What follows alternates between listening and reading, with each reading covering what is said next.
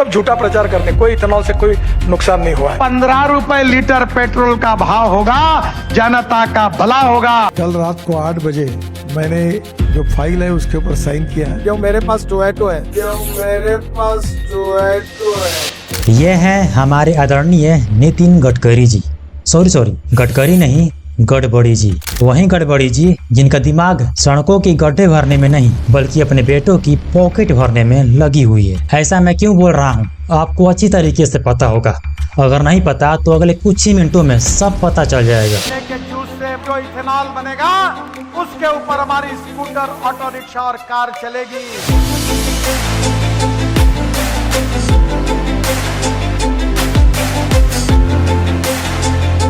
थोड़े देर चलाने के बाद, थोड़े दिन चलाने के बाद फ्यूल पंप की जाली जाम हो जाती है।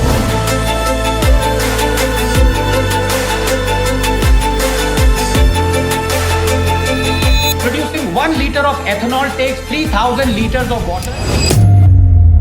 अब जरा इमेजिन करो दोस्तों, आज सुबह तुम अपनी बाइक लेकर घर से निकलते हो, सब कुछ एकदम नॉर्मल चल रहा होता है, लेकिन तभी अचानक सिर्फ कुछ किलोमीटर चलने के बाद तुम्हें एहसास होता है कि अब तुम्हारी बाइक पहले जैसी नहीं चल रही। इस बाइक का अचानक माइलेज भी घट जाता है और साथ में इसका पिकअप भी। और कुछ दिनों बाद तुम एक मैकेनिक के पास जाते हो अपनी बाइक रिपेयर करवाने के लिए, और वहाँ मैकेनिक तुमसे सिर्फ एक ही सवाल पूछता है, भैया आप भी E20 पेट्रोल भरवाते हो क्या? ये बात सुनते ही तुम हैरान हो जाते हो, क्योंकि तुमने कभी E20 पेट्रोल चूज ही नहीं किया। तुम तो बस नॉर्मल पेट्रोल भरवाने गए थे, लेकिन तुम्हारे गाड़ी का फ्यूल कब बदल गया ये तुम्हें पता ही नहीं चला। और आज तुम इस दुख, दर्द, पीड़ा, इस प्रॉब्लम से सिर्फ अकेले ही फाइट नहीं कर रहे हो। आज इंडिया में लाखों लोग सिर्फ इसी प्रॉब्लम से परेशान हैं।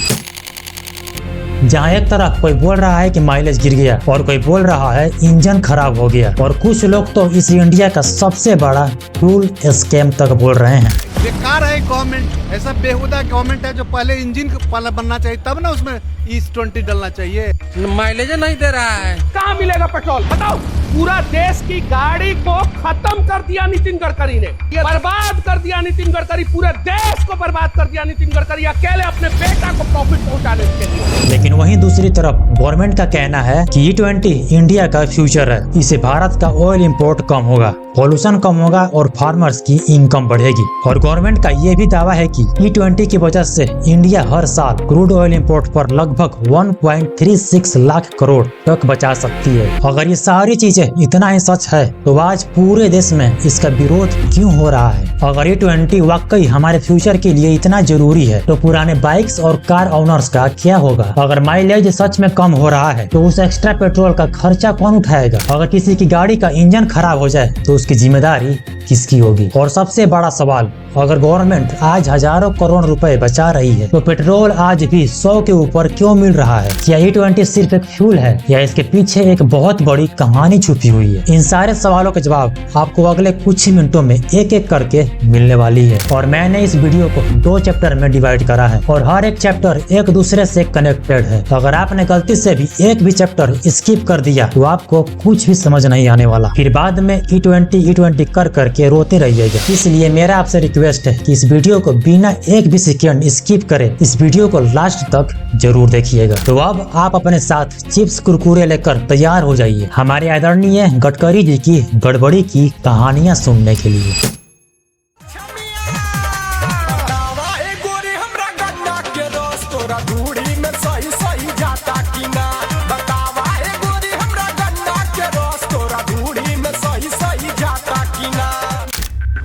गन्ने का जूस बड़ा गिलास 20 रुपए का, इधर चले आइए।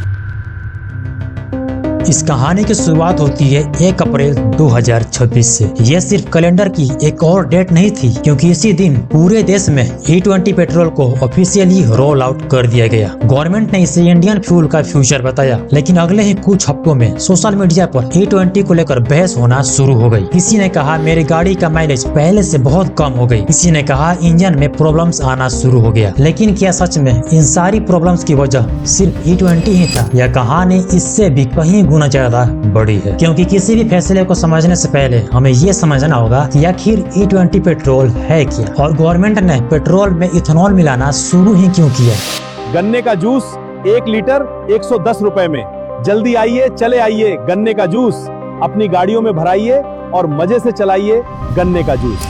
इस कहानी की शुरुआत पेट्रोल पंप से नहीं बल्कि एक गन्ने के खेत से होती है। जी हाँ, वही गन्ना जिसे हम चीनी बनाते हैं और गर्मियों में उसका जूस पीते हैं। लेकिन शायद तुम्हें ये नहीं पता होगा कि इस गन्ने से एक ऐसा फ्यूल भी बनाया जा सकता है जो पेट्रोल के साथ मिलकर हमारी गाड़ियाँ चला सकता है, और उसी फ्यूल को हम बोलते हैं इथेनॉल। इथेनॉल सिर्फ गन्ने से नहीं बल्कि मक्का, चावल और उन फसलों से भी बनाया जा सकता है जिनमें शुगर या स्टार्च की मात्रा ज्यादा होती है। सबसे पहले इन फसलों से शुगर निकाली जाती है और जो हिस्सा बच जाता है उसे एक साइंटिफिक प्रोसेस जिसे फर्मेंटेशन कहा जाता है, इस प्रोसेस से इसे गुजारा जाता है और फिर इसी प्रोसेस के बाद एक ट्रांसपेरेंट लिक्विड तैयार होता है जिसे हम बोलते हैं इथेनॉल। देखो, इथेनॉल असल में एक एल्कोहल है, लेकिन फ्यूल में जो इथेनॉल मिलाया जाता है वो फ्यूल ग्रेड एल्कोहल होता है, ना कि पीने वाला एल्कोहल। इथेनॉल एक ऐसा बायोफ्यूल है जो आसानी से जल सकता है और पेट्रोल के साथ मिक्स होकर इंजन को पावर दे सकता है। यहाँ तक की कहानी तो सिर्फ एक साइंस है।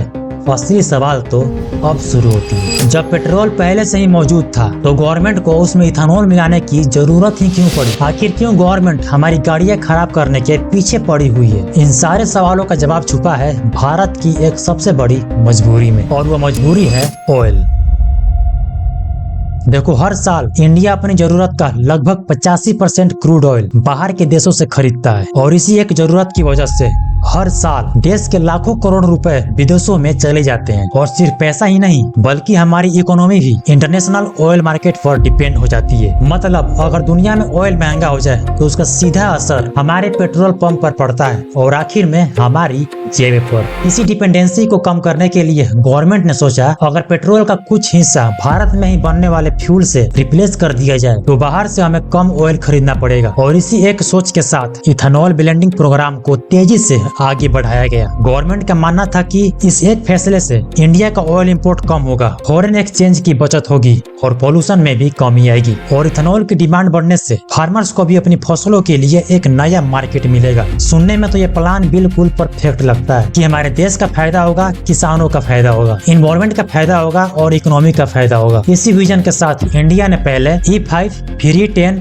और आखिरकार E20 पेट्रोल को पूरे देश में रोल आउट कर दिया। देखो, कागजों पर ये पॉलिसी हर एंगल से सही लग रही थी, लेकिन किसी पॉलिसी की असली कहानी कागजों पर नहीं ग्राउंड रियलिटी में लिखी जाती है। और E20 पेट्रोल के साथ भी कुछ ऐसा ही हुआ। रोल आउट के बाद देश के अलग अलग हिस्सों में कई व्हीकल ओनर्स ने माइलेज कम होने, इंजन परफॉर्मेंस में बदलाव और पुरानी गाड़ियों में अलग अलग मैकेनिकल प्रॉब्लम्स की कंप्लेंट शेयर करनी शुरू कर दी। सोशल मीडिया पर E20 को लेकर डिबेट और तेजी से बढ़ती चली गई और यहीं से कुछ बड़े सवाल खड़े होने लगे। अगर E20 इतना ही बेनिफिशियल है तो इसका विरोध क्यों हो रहा है? अगर ये फ्यूचर का फ्यूल है तो हमारी पुरानी बाइक्स और कार का फ्यूचर क्या होगा? अगर गवर्नमेंट का दावा है कि इससे हजारों करोड़ रुपए की बचत होगी तो आम आदमी को उस बचत का फायदा क्यों नहीं मिल रहा? क्यों आज इथेनॉल ब्लेंडिंग पेट्रोल आने के बाद भी उसका दाम घटने के बजाय उल्टा बढ़ रहा है? और सबसे बड़ा सवाल, क्या प्रॉब्लम E20 में है या फिर उस तरीके में जिसे आज इसे पूरे देश में लागू किया गया?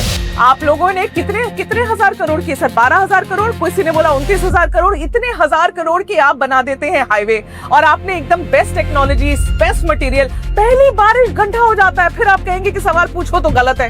ऐसे कैसे? मैं एंटी नेशनल थोड़ी हो जाऊंगी सवाल पूछूंगी तो। गन्ने का जूस बड़ा गिलास 20 रुपए का, इधर चले आइए। तो सबसे पहले हम समझते हैं कि आखिर E20 से प्रॉब्लम कहाँ शुरू होती है। सबसे पहले हम बात करते हैं माइलेज की। अगर आप सोशल मीडिया खोलेंगे तो हजारों लोग अपनी बाइक्स और कार्स का एवरेज से बहुत परेशान नजर आएंगे। लेकिन क्या यह सिर्फ लोगों का एक्सपीरियंस है या फिर इसके पीछे कोई साइंटिफिक वजह भी मौजूद है? इसका जवाब है हाँ। देखो, पेट्रोल और इथेनॉल दोनों फ्यूल जरूर हैं, लेकिन दोनों की एनर्जी वैल्यू एक जैसी नहीं होती। इथेनॉल पेट्रोल के कंपैरिजन में कम एनर्जी कैरी करता है। इसका मतलब सेम डिस्टेंस तय करने के लिए इंजन को ज्यादा फ्यूल जलाना पड़ सकता है। इसी वजह से कई एक्सपर्ट्स भी मानते हैं कि गाड़ियों के माइलेज में डिफरेंस देखने को हमें मिल सकता है। लेकिन माइलेज तो सिर्फ एक शुरुआत थी। असली डिबेट तब शुरू हुई जब बात इंजन तक पहुँच गई, क्योंकि इथेनॉल की प्रॉपर्टी बाकी फ्यूल से बिल्कुल अलग होती है। इथेनॉल हवा में मौजूद मॉइस्चर यानी पानी के मॉलिक्यूल्स को अपनी तरफ अट्रैक्ट करता है। अगर कोई व्हीकल्स कई दिनों तक खड़ी रहे तो उसके फ्यूल टैंक के अंदर धीरे धीरे मॉइस्चर जमा होने की पॉसिबिलिटीज बढ़ सकती है। अब जरा सोचिए, वही मॉइस्चर फ्यूल सिस्टम के अंदर सर्कुलेट होने लगे तो क्या होगा। अब धीरे धीरे मेटल पार्ट्स पर रस्ट डेवलप होने लगेंगे, फ्यूल लाइंस कोरोजन का शिकार होने लगेगा और पुराने फ्यूल सिस्टम्स में यूज होने वाले कुछ रबर के कंपोनेंट्स इथेनॉल के कांटेक्ट में आकर समय के साथ जल्दी वियर आउट हो जाएंगे। इसी वजह से पुराने बाइक्स और कार्स के ओनर्स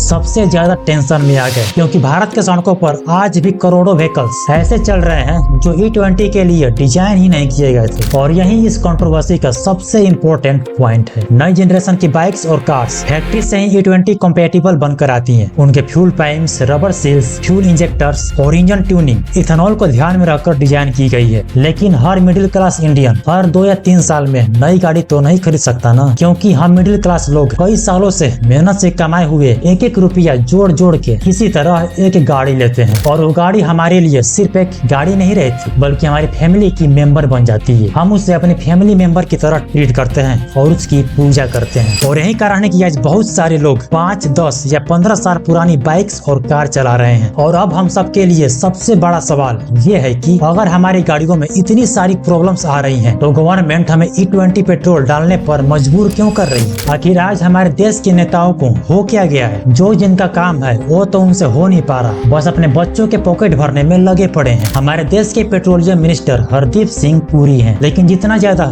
इनको इथेनॉल की नहीं पड़ी उतना ज्यादा रोड मिनिस्टर नितिन गडकरी जी को क्यों पड़ी है। आखिर क्यों हमारे आदरणीय गडकरी जी इथेनॉल के पीछे ही पड़े हुए हैं। इनका काम है सड़कों का गड्ढा भरना, और ये क्यों अपना दिमाग दूसरों के कामों में लगा रहे हैं। अब आप इन सारे सवालों के जवाब अपने अकॉर्डिंग इस कमेंट बॉक्स में जरूर बताइए। धन्यवाद। दुबई के राजा, दुबई के प्रिंस हिंदुस्तान में आए थे। ठीक है। दुबई के प्रिंस ने मोदी जी को कहा 6 महीने के लिए नितिन गडकरी को दुबई के लिए एक्सपोर्ट कर दो। Habibi, come to Dubai.